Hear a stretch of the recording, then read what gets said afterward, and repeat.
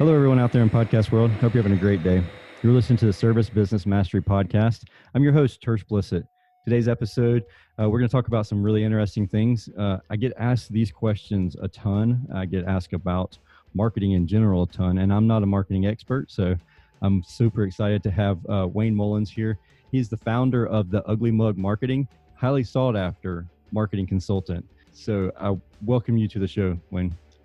Thank you so much, Tersh. I appreciate the opportunity to be here and look forward to visiting about my favorite topic, which is marketing.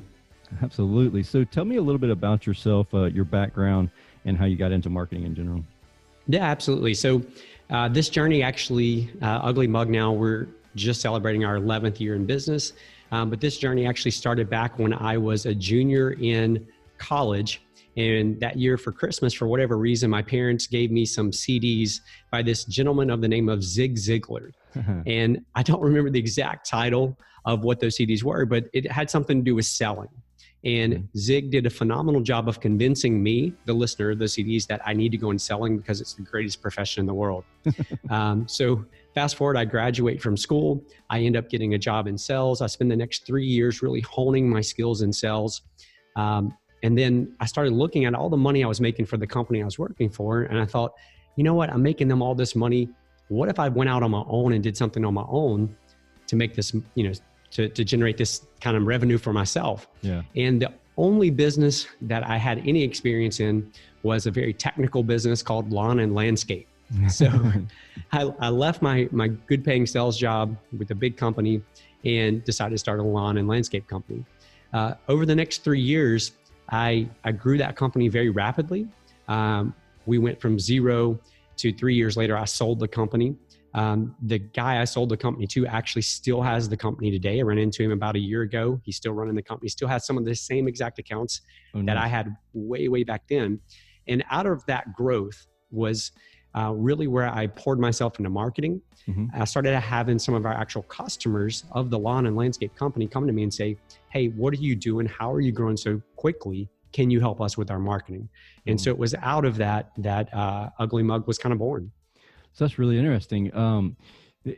Did you find, so I would imagine, I haven't experienced owning a business in landscaping, but I feel like that's an extremely competitive market because it's relatively, could be a low entry cost, but at the same time, to do it right, it could be very expensive.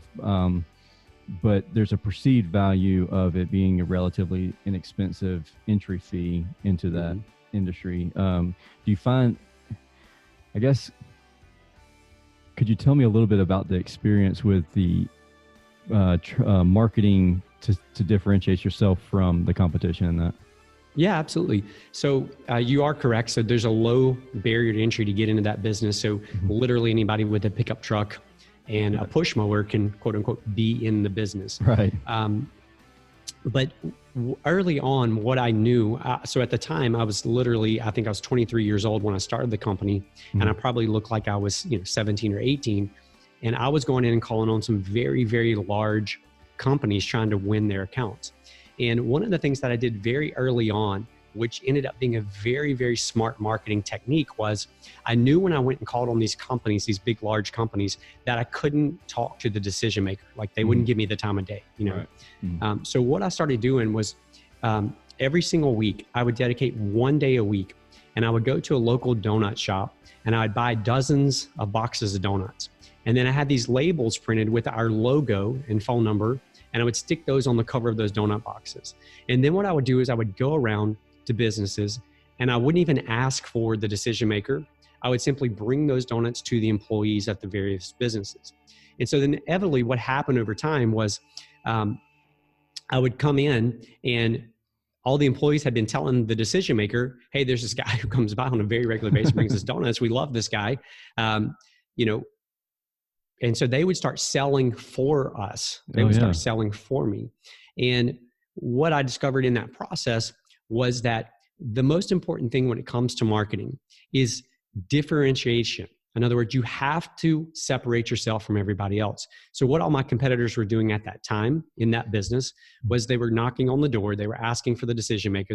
The decision maker would tell whoever, I'm not available, take their information. I'll get back with them. And then you know what happens? Nothing, right? Absolutely nothing. Yeah. So marketing lesson, I guess, number one that I learned very early on was when you do things that no one else is doing, you're going to stand out from the competition. It's that simple. I love that. So are you familiar with Jesse Cole? I don't believe. Okay, so he wears a yellow tux, and he's from Savannah, or he's not from Savannah. He's in Savannah now, but he recently purchased a baseball organization here in Savannah, and it's called the Savannah Bananas. Yep. And so that's one of his things, and that's what you just said there. Kind of encompasses a lot of what we've done to stand out. One of his little things that he says a lot is attention beats marketing 100%. And so it's one of those things where like they do similar things as everybody else, but they do it in a different way. So it forces them to stand out. Like you mentioned, taking the donuts, and you buy in, it's almost like a giftology type thing. Have you read the book Giftology? I'm familiar with it. Okay. So, and it's really awesome how like you went in and you won over the team. They became your fans, then they sell for you. And that's a crazy, awesome concept. Yeah. And it's so simple. Oftentimes I think with marketing is we look around and we see what I would call like these magic bullets. In other words, we hear these people doing these crazy things, or this, maybe social media, maybe it's the newest platform, is the platform we have to be on. And so we tend to lose focus on the fundamentals, and the fundamentals in marketing are essential. And, I'm reminded of the story of Coach John Wooden whenever he was at UCLA.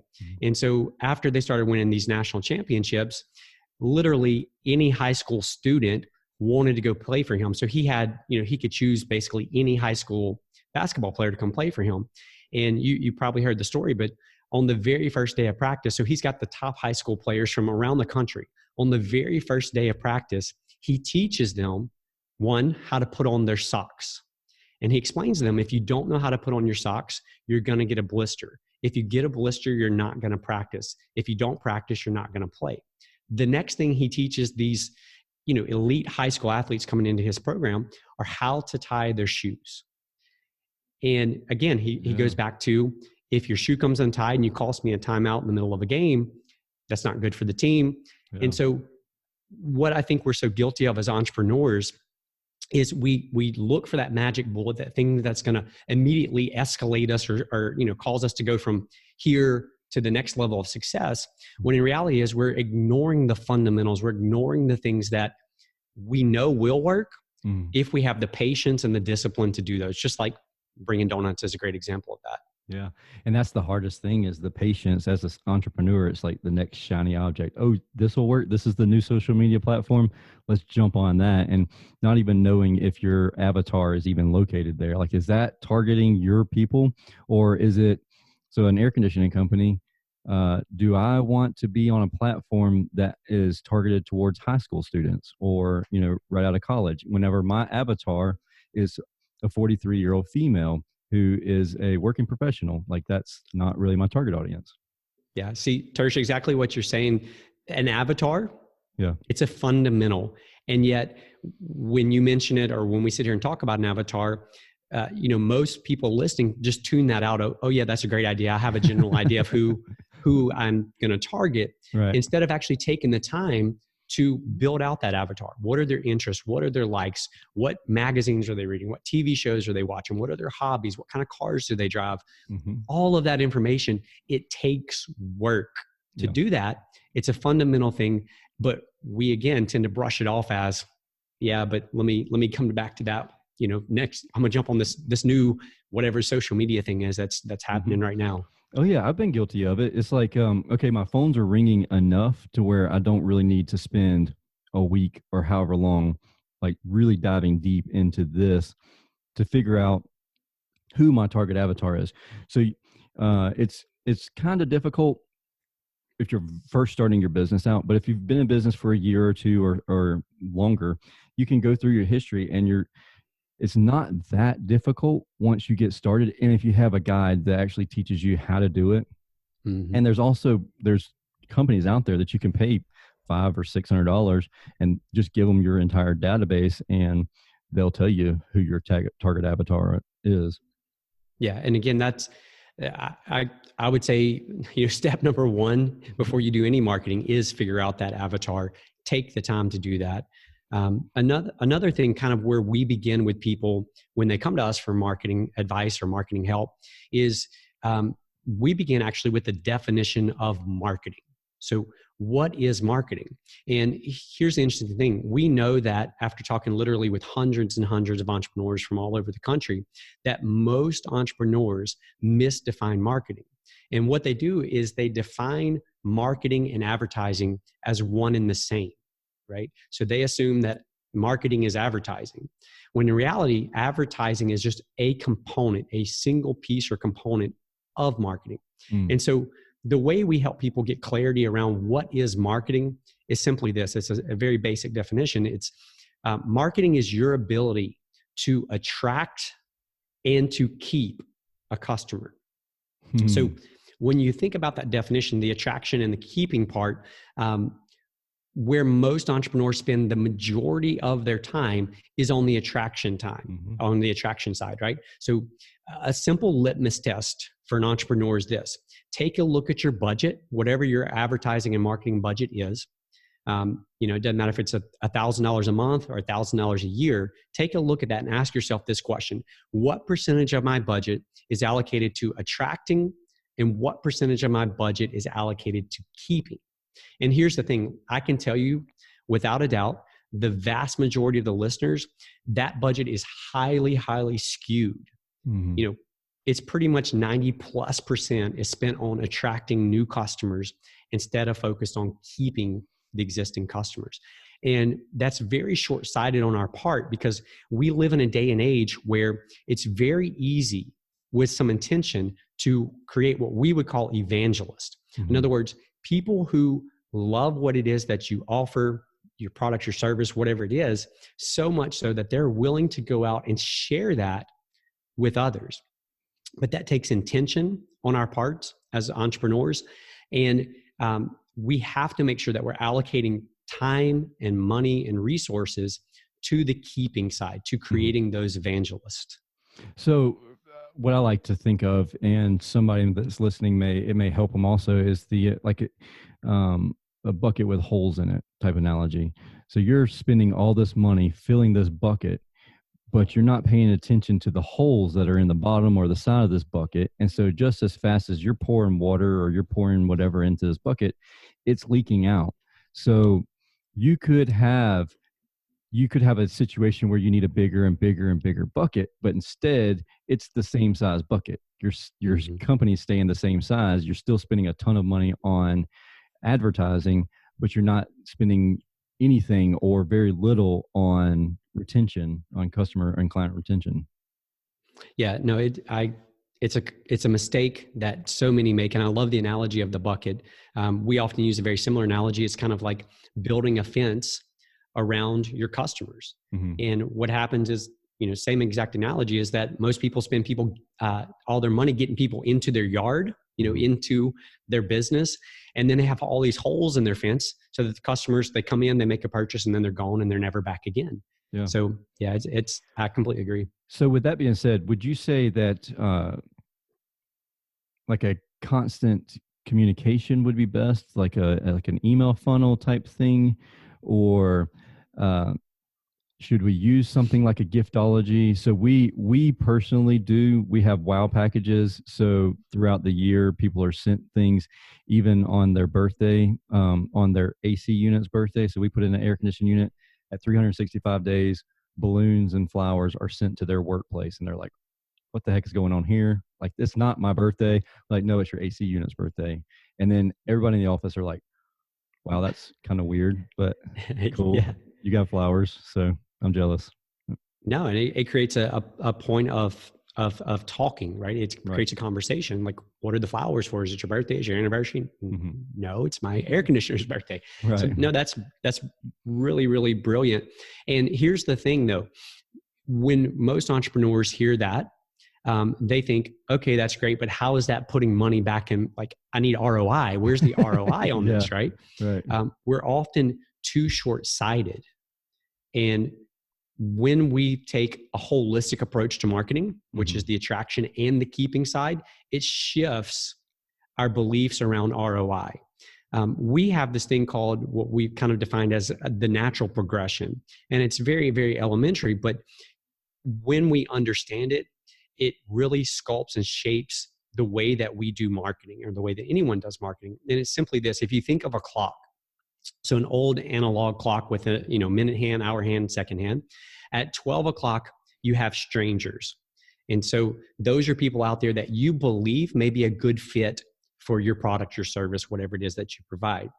At 3 o'clock, that is where you have friends. So those are people who know about you, they know about your product or service, they like you a little bit, they're friendly towards you, right? And then at 6 o'clock, we have customers. Those are people who have actually obviously given you money. There's been some form of monetary exchange.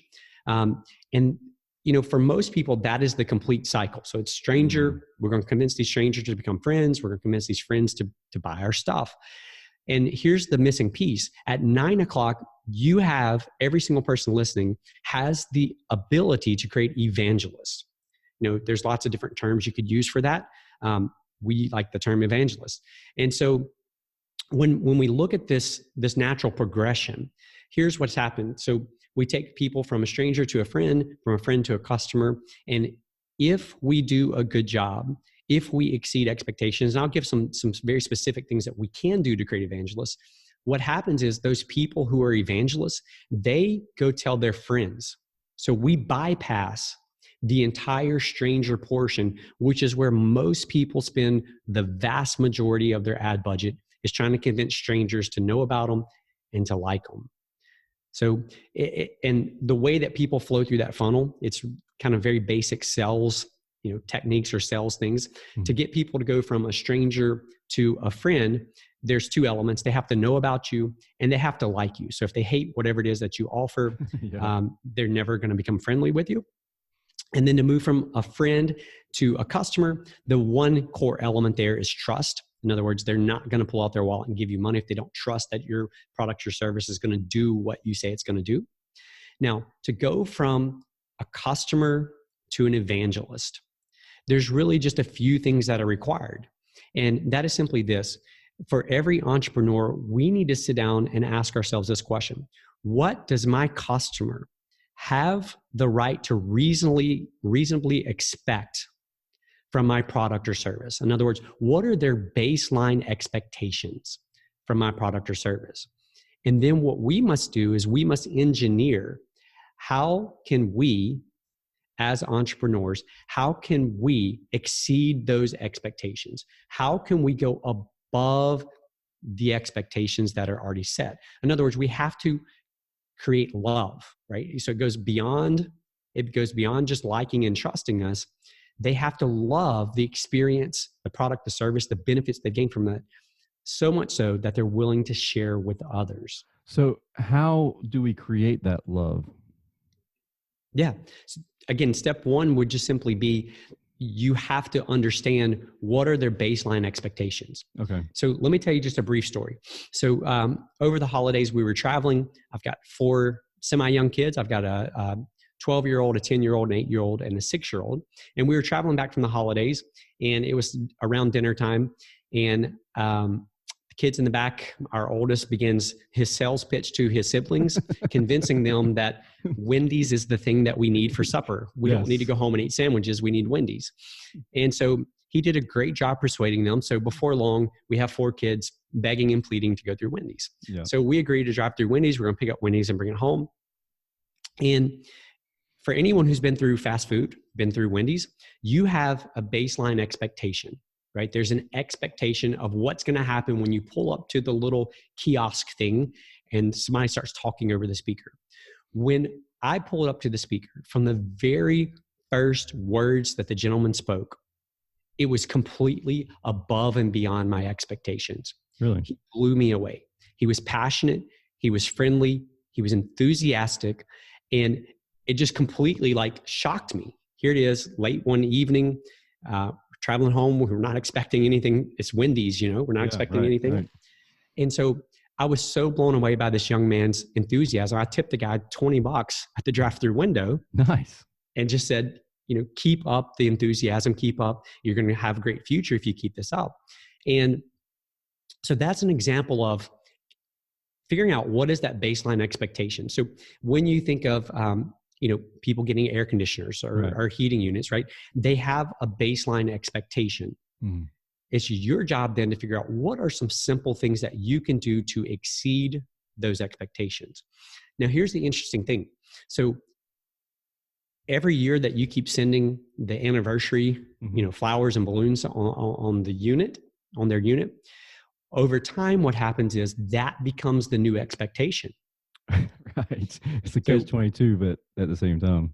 Yeah. So customer expectations are an escalator that's going down, right? So our job is to exceed these expectations and go up the escalator that's coming down. So it's like running up the wrong escalator. Right. And so we have to take the time to figure out, okay, so what's exceptional or remarkable today? In other words, getting flowers on the anniversary of your unit is exceptional and remarkable.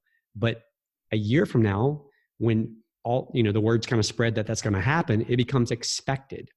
So the challenge for us as entrepreneurs is to figure out, okay, now that that's expected, what can we do again to exceed those expectations? Yeah. Amazon, even though it's a completely different industry, completely different, a beast of a company, I guess. Mm-hmm.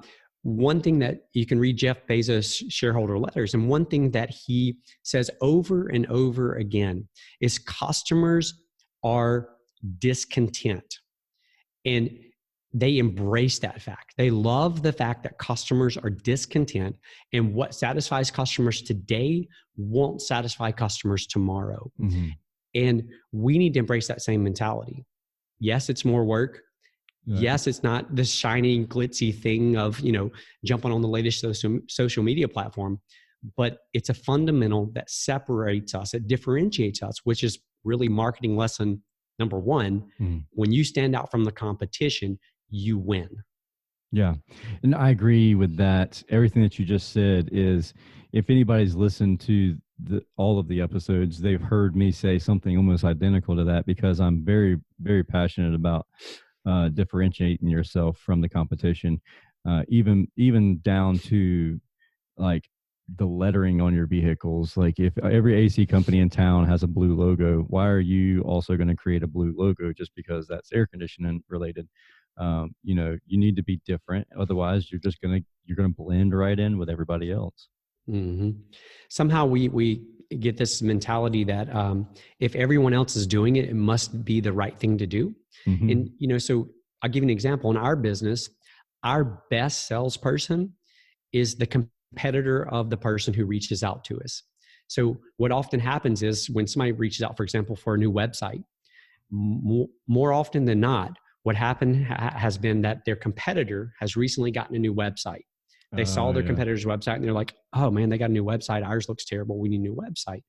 And we're all guilty of that, of entrepreneurs, of looking around at what everyone else is doing, mm-hmm. and assuming that just because everyone else is doing it, it is the right thing to do. And there's a great quote, and I don't remember who to attribute this to, but it basically says, when you find yourself on the side of the majority, it's time to pause and reflect. Mm-hmm. And that is so true when it comes to marketing and standing out from the competition. Yeah, no, that's perfectly said, because it's so true. I mean, it that leads me to so many other thoughts as well. I mean, it's one of those things, and I'm guilty of it myself. Like you said, I seen that a competitor had like 1,200 followers on Facebook, and I was like, okay, I need to have 1,200 followers on Facebook. And so you like go target that, and then what did you get from it? Now you have 1,200 followers on Facebook, but you don't interact with them properly. So now you have 0 engaged followers on Facebook. Yeah, which leads, what you just said about Facebook and kind of digital. We spend a lot of time in that area in the digital world. Mm. And here's the thing, that this is kind of going to be a bit of a challenge to the listeners. It's this, that when we use the term social media, what I can tell you, again, almost without a doubt, that the way most entrepreneurs and businesses do social media isn't social media. What they're doing is digital media. You see, for it to be social media, there has to be a dialogue, not a one-way communication. The way that most entrepreneurs approach social media is this: I'm going to go post 5 times every week, or whatever the number is. Mm-hmm. I'm going to go do my thing. I'm going to broadcast my message to the world, and then I'm going to whine and complain later that it's not working, right? Mm-hmm. All I'm getting is likes, shares, and comments. And the key ingredient to social media is dialogue. It is social. And that means when someone takes the time to leave a comment on your page, do you respond? Do you like it? Do you engage with it? Right? And look, I'm not here to say that we have this all figured out and that we do it perfectly. Right. I'm as much, quote unquote, preaching to myself as I am to anyone else. But it goes back to the fundamentals, the things that we know we should be doing that we're not doing. Mm-hmm. Yeah. So, I find that on my post, like we've had a couple of posts go viral and had 1 million views on it. And those ones are ones that we replied to every single comment, every single, I mean, it wasn't just liking the comment. We actually replied to them and asked questions in that comment to get them to reply to the question that we asked. About half of them responded. The other half didn't. A lot of them were sharing the content in general because it was just a funny video that we created, or that we uploaded there. But like you said, the ones that we don't engage with, that's the ones that, and it's not just that one post. It's like a couple posts after, like you don't even get the views anymore. Like if people commented on it and you didn't say anything or didn't reply to them, it's like, yeah. Facebook's like, okay, you're going to ignore your people. I'm not going to show it to anybody else. Yeah. So Facebook tracks metrics on everything. So they track for every single business page out there. For those of you who have Messenger on your page, you already know that they're tracking your response time because you see it over on the side and it tells you you need to respond quicker if you want to turn on this blue badge showing that you're responsive. It also tells you how long on average it takes you to respond. But they're also tracking, do you like the comments? Do you respond to the comments? How long does it take you to respond to the comments? And Facebook rewards those that are social on the platform, right? They reward those people who are actually engaging. That's the key word, engaging with their audiences. Instead of using it as a megaphone, use it as a telephone, for analogy's sake. And it's about a dialogue. It's about a back and forth with your audience, not just screaming and yelling at them. So 2 questions spawn off of that. One, what do you say to someone when they say, I have a business to run, I can't sit on Facebook or Instagram or Snapchat and wait for people to comment so that I can respond immediately? Yeah. So what I would say is this: number one is your number one job as an entrepreneur is the marketing of your company. So the sales, marketing is a direct contributor into sales. That is your number one responsibility. There are 2 sides to business. There's the sales side, and then there's the fulfillment side. So it's your responsibility. Does that mean you personally have to do it? No, but it has to be done. What I would encourage you to do is to set a timer and twice a day go in and check for comments, respond to comments. So set it right before lunch and set it right before you go home for the day. You don't have to, quote unquote, live on your phone or live on these platforms all day long, anxiously waiting on the comments to come in. Automate that, so create a system around that where you're going to do it. But the key is this: consistency. And we have this saying that's simply this: consistency creates miracles. Consistency creates miracles. So no matter what you're doing, whether it's social media, whether it's direct mail, television, radio, it doesn't matter. Consistency creates miracles. And so I would challenge people just to be consistent with it. Don't just one and done. So could you tell me, do you know if this is possible? So you have the Pages app for Facebook, right? Mm-hmm. Um, and that's where Facebook really wants you to message people from your Facebook page. You can do it other ways, but they keep trying to push you back that direction. The problem that I have with Pages is they give me ridiculous amount of notifications, and they're just completely irrelevant. And I want to use Pages to respond instantly. I mean, I have it on my phone, so it comes straight to me, and it has, the little badge icon that pops up. And I'd be more than happy to do it with Messenger, like just be right on top of messages as soon as they come in. But I just get overwhelmed with 45 badge notifications for stupid stuff. Yeah. So there's actually a way that you can adjust the notifications that you get. If I tried to explain it here, I could, first of all, I couldn't do it. But No, if you you're good. Google, if you Okay. just Google like how to adjust or turn off different notifications on your Facebook page, it can be done. And you can basically kind of set the criteria of what notifications you do want to receive. Okay. So Yeah, that's the feedback that I've gotten from a lot of people is that on the Pages app, they just get overwhelmed with notifications to the point to where they just start ignoring it altogether. Yeah. Yeah. No, and it's definitely a challenge. And Facebook loves to send you those notifications because their ultimate goal is to drive you back there to take action. But they overwhelm people, I think, too often when they do that. Yeah, I agree with that 100%. So the clock thing, I had to write it out because that is amazing. And I think that bringing your clients away from just the like and turning into an engagement. I don't think there's anything better unless you have something better than the clock. I mean, the clock analogy is like that brings it to a whole nother level as far as getting that engagement to turn into evangelists or fanatics. Yeah. So when we talk about that kind of the clock analogy, we call that just the natural progression because it's the natural way that everyone makes buying decisions, right? So when you understand that and when you embrace that, like we're not reinventing the wheel here, it's what actually happens. Here's what we know. Is that most entrepreneurs are demanding too much from their advertising. And what I mean by that is they will go to television, radio, Facebook, it doesn't matter. You name the platform, it doesn't matter.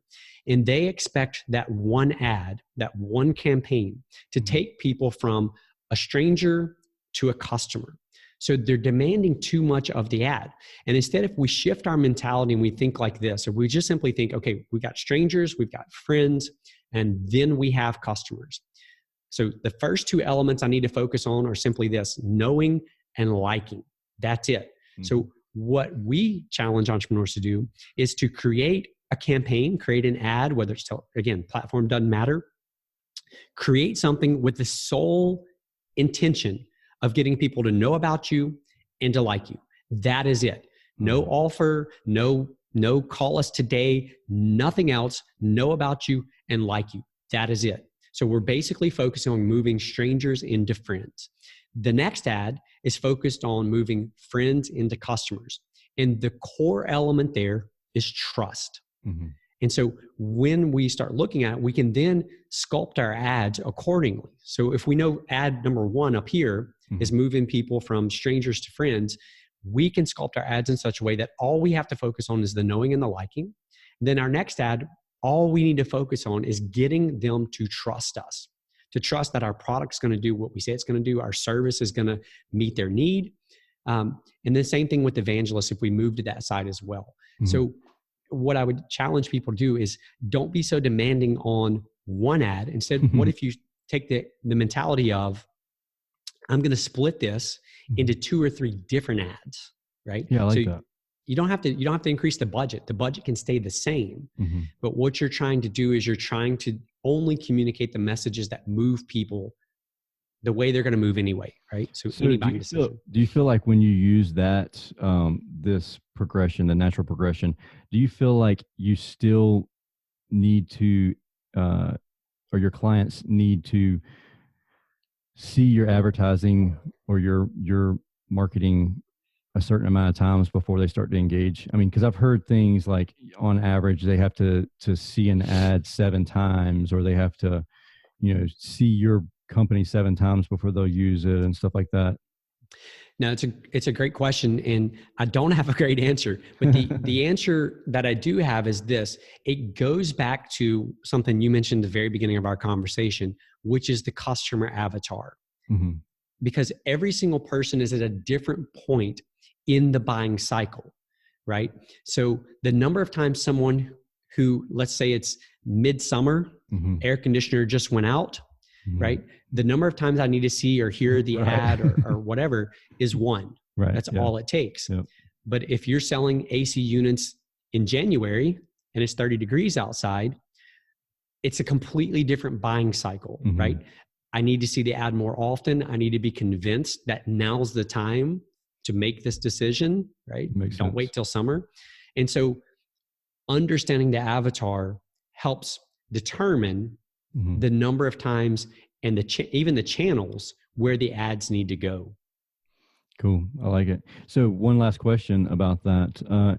Do you recommend, do you see it, or do you have clients that during the summer, if or whatever their high peak seasonality is, turn off ads altogether, or because they're overloaded with work, or do they keep ads running and then tell customers don't do it, or, we can't do it right now, and try and put them off?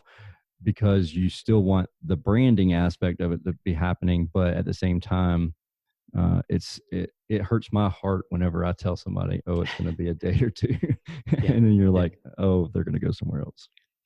Yeah. So there's not a simple answer to that question, but here's the thing: if we think about if we think about the medical field, Mm-hmm. and let's say that God forbid something happens to me and I find out I've got a brain tumor. Mm-hmm. All right. So I can go down to my local hospital, and I'm sure there's a doctor there who could see me, who could treat me, who could, do the surgery, whatever it is. Mm-hmm. But there's also probably a surgeon in a big city somewhere. So I'm in rural Louisiana.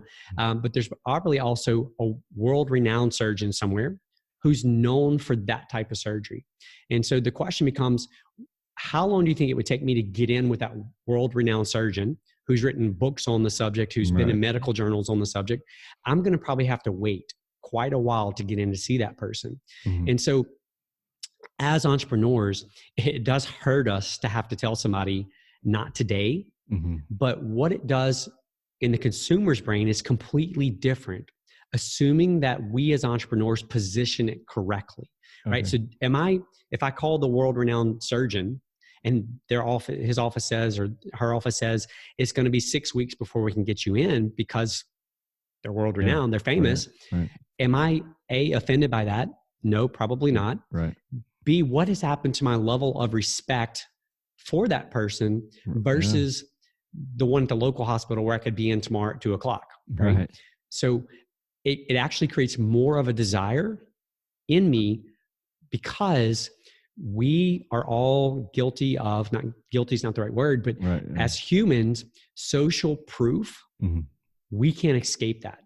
And so what that surgeon who's 6 weeks out is communicating is that there's a long waiting list of people wanting to do business, quote unquote, business with that person. Yeah. And so the same is true for us. It happens in our business as well. We go through seasons where we get really busy, mm-hmm. and we have to tell people, you're going to have to wait 6 weeks before we can start working with you. And the interesting thing is, initially I was terrified of having to say that, but what has happened over time is that people then actually respect us more, they trust us more, and they're quote unquote more compliant. In other words, they're less likely to argue with us if they've had to wait 6 weeks to do business with us. Then the flip side, if we're begging them, can we please get started tomorrow? Mm-hmm. Right? Yeah. That makes perfect sense. It's definitely I like the analogy that you gave there with the medical, the physician, because immediately whenever you said it's going to be 6 weeks out and they're world renowned, and then you like respect, and I'm willing to wait for that because they're so world renowned, they must know what they're doing. They have the training and knowledge. And that's something that we try and express whenever we do have that conversation. It's like, look, in order for us to give you a 5-star experience, we really need to spend a quality amount of time with you, your home, and your air conditioning equipment. And if we try and rush through it and to just get you done today, we're not going to be able to provide the service that you deserve. And so far, so good. We've had pretty good success with it. Every now and then you'll have somebody that's like, look, I have to have air conditioning tonight, or I have to have heat tonight, or whatever. And those are the times when it's like, yeah, I hate it. No, I get it. So one idea for you specifically as it relates to that would be to find the stories of the people who did wait and they're thankful that they waited. Okay. Yeah. I like that. That's really cool. In other words, you highlight, here's Bob and Sally. Their AC went out in July when it was 100 degrees outside. We couldn't get to them for 3 days. They chose to wait on us when they could have had a competitor come out that same day. Here's what they say now. Sure, it was miserable for 3 days, but they're glad they waited. Here's why. So in other words, you don't have to do the convincing.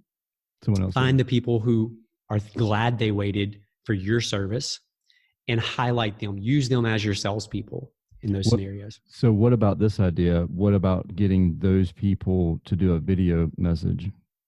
Yeah, absolutely. If you could get that person, if you could get John and Sally to get on a video chat and say, hey, we waited this amount of time. And then whenever that conversation comes up, you can kind of almost direct that video to them.